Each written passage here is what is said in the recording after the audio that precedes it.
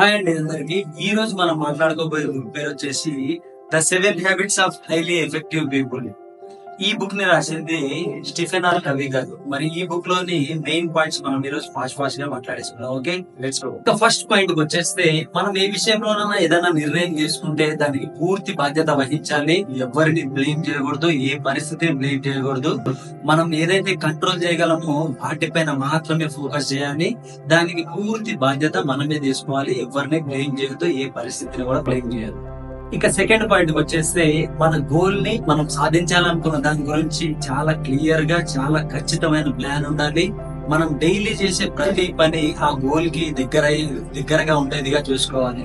మనం చేసే చిన్న పని కూడా మనం సాధించాలనుకున్న గోల్ కి దగ్గర ఉన్నప్పుడే మన గోల్ ని మనం ఇంకొంచెం తొందరగా చేరుకోవడానికి అవకాశం ఉంటుంది. ఇంకా థర్డ్ పాయింట్ వచ్చేస్తే, మనం డైలీ కంప్లీట్ చేయాల్సిన పనులలో ఏ పనులు చాలా ఇంపార్టెంట్ అనేది, ఏ పనులు అంత ఇంపార్టెంట్ కావు, అంత ముఖ్యమైనవి కావో చూసుకోవాలి. ఎందుకంటే అంత ఇంపార్టెంట్ అయిన పనులు, ముఖ్యమైన పనులు మాత్రమే ఫాస్ట్ గా ముందు చేసేయాలి.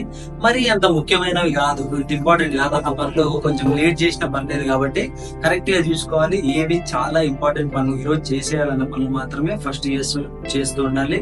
అంత ఇంపార్టెంట్ గానీ కొంచెం లేట్ గా చేసినా పర్లేదు కాబట్టి. ఫోర్త్ పాయింట్ వచ్చేస్తే, మనం గెలవాలనుకున్నట్లే మన పక్క వాళ్ళు, మనతో ఉన్న వాళ్ళు కూడా గెలవాలనుకోవాలి. అప్పుడే మనం మన గోల్ దగ్గరికి ఇంకా కొంచెం తొందరగా వెళ్ళగలుగుతాం. ఎలాగంటే పక్క వాళ్ళతో మనం కాంపిటీషన్ లాంటివి పెట్టుకోకుండా మనకు తెలిసిన నాలెడ్జ్ ని వాళ్ళకి షేర్ చేస్తూ, వాళ్ళ దగ్గర ఉన్న నాలెడ్జ్ ని మనం తీసుకుంటూ ఇద్దరు కలిసి ప్రయాణించినప్పుడు మాత్రమే మనం తొందరగా విన్ అవ్వగలం. విన్ విన్ సిచ్యువేషన్ ఉంటుంది ఇద్దరికి. కాబట్టి మనం గెలవాలని ఎలా అనుకుంటున్నామో పక్క వాళ్ళు కూడా గెలవాలని అనుకోవాలి. ఇప్పుడు వాళ్ళతో కాంపిటీషన్ కానీ కంపారిజన్ కానీ ఇప్పుడు చేసుకో. ఇక ఫిఫ్త్ పాయింట్ వచ్చేస్తే, మనం ఎవరికైనా ఏదైనా సలహా ఇవ్వాల్సి వచ్చినప్పుడు వాళ్ళని పూర్తిగా అర్థం చేసుకునేది, వాళ్ళు చెప్పేది పూర్తిగా విని మాత్రమే సలహాలు ఇవ్వాలి. కానీ సగం వినేసి సగం అర్థం చేసుకుని ఏం అర్థం కాక మాత్రం వాళ్ళకి చిన్న సలహా కూడా ఇవ్వద్దు. ఎందుకంటే వాళ్ళు ఏ పరిస్థితుల్లో ఉన్నారో, వాళ్ళు ఏ సిచ్యువేషన్ నుంచి వెళ్తున్నారో మనకు తెలియదు. కాబట్టి వాళ్ళు చెప్పేది బాగా అర్థం చేసుకునగలిగినప్పుడు మాత్రమే వాళ్ళకి సలహాలు ఇవ్వాలి. లేదంటే అసలు వాళ్ళకి సలహా కూడా ఇవ్వద్దు మనం. ఎందుకంటే అర్థం చేసుకొని సలహా ఇచ్చి వాళ్ళు వేరేగా అర్థం చేసుకుని వేరేగా అయిపోయే అవకాశం ఉంది. కాబట్టి పూర్తిగా అర్థం చేసుకున్నాక మాత్రమే సలహాలు ఇవ్వడం మంచిది.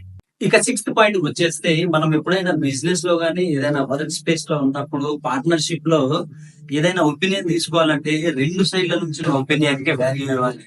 ఆ ఇద్దరి పర్స్పెక్టివ్ నుంచి ఆ డిసిజన్ ఒకేలా ఉండేలా చూసుకోవాలి.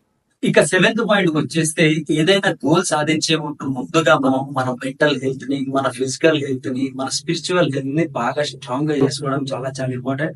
ఈ 3 స్ట్రాంగ్ లేకుండా మనం ఏదైనా సాధించాలని, మనం ఏదైనా చేద్దాం ముందుకెళ్తే మధ్యలో మనం బ్రేక్ పడే అవకాశం ఉంది. కాబట్టి ముందుగా ఈ 3 physical, mental and spiritual health ని స్ట్రాంగ్ గా చేసుకోవడం అనేది చాలా ఇంపార్టెంట్.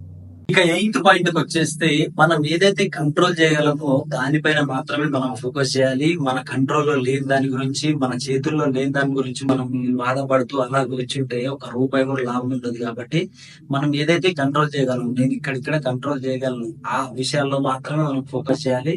కంట్రోల్ చేయలే దాని గురించి మనం అనవసరంగా ఆలోచిస్తూ ఎప్పుడు కూర్చో. ఇక 9th పాయింట్ వచ్చేస్తే, మనతో ఉంటే ఏ రిలేషన్షిప్ అయినా స్ట్రాంగ్ గా ఉండాలంటే మనం ఎప్పుడు వాళ్ళ పైన దయ, నమ్మకం, బాధ్యతాయుతంగా ఉండాలి. ఈ 3 క్వాలిటీస్ వాళ్ళతో మనం ఎప్పుడు వాళ్ళకి ఇస్తున్నప్పుడు మాత్రమే ఆ బంధం ఇంకా చాలా రోజులు ఉంటది. కాబట్టి వాళ్ళతో ఎప్పుడు వాళ్ళకి టైం ఇస్తూ, వాళ్ళ పైన నమ్మకం, దయ, బాధ్యతాయుతంగా మాత్రం ఉంటూ ఉండాలి. అప్పుడే బంధాలు చాలా స్ట్రాంగ్ గా ఉంటాయి. ఫస్ట్ 10th పాయింట్ వచ్చేస్తే, మన డైలీ లైఫ్ లో చాలా ప్రొడక్టివ్ గా ఉండాలి. అలా ప్రొడక్టివ్ గా ఉండాలి కదా అని చెప్పేసి అన్ని ఏ పని పడితే అది చేసుకుంటూ వెళ్ళిపోతూ మన టైం వేస్ట్ చేసుకోకూడదు. ఏ పని అయితే మనకు ఎఫెక్టివ్ గా ఉంటుందో, ఈ పని చేస్తే ఈ రోజు నాకు ఎఫెక్టివ్ గా ఉంటుంది అనే పనులు మాత్రం ఫాస్ట్ గా ముందుగా చేసేయాలి. అంత ఎఫెక్టివ్ లేవి, అంత అవసరం లేవి కొంచెం లేట్ చేసినా పర్లేదు. కాబట్టి డైలీ లైఫ్ లో ప్రొడక్టివ్ గా ఉంటూ ఏ పని అయితే ఎఫెక్టివ్ గా ఉంటుందో ఆ పనులు ముందు చేసేస్తూ, ఇదండి the 7 habits of highly effective people అనే బుక్ లోంచి main points. Thank you so much.